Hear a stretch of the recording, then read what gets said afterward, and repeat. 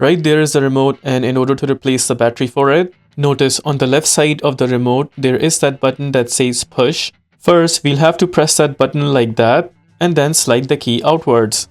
Once the key is slided out, now the side where you see the buttons right there, we'll have to keep that side downwards just like that and keep the logo portion on the top. While the logo portion is at the top, we'll use the same key that we just took out. We'll use the top portion of it. We'll slide in the top portion where we took out the key from and then slightly tilt the key.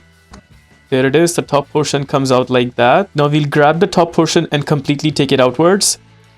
And right there you see the battery for this remote. Now we'll hold on to the module just like that. And then we'll use a screwdriver like this. We'll punch in the screwdriver on the edge to pull out the battery.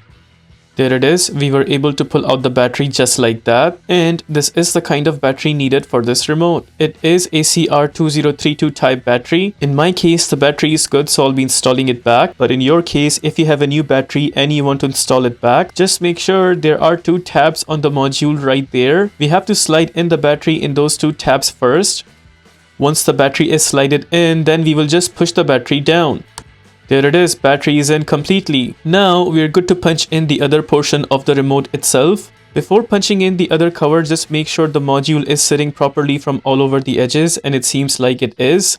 Now we'll go ahead and punch in the other portion on top. We'll make sure the cover is aligned properly from all over the edges.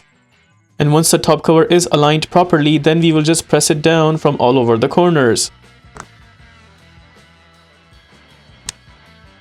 There it is, it seems like it is completely in from all over the edges. Now we will go ahead and slide in the key.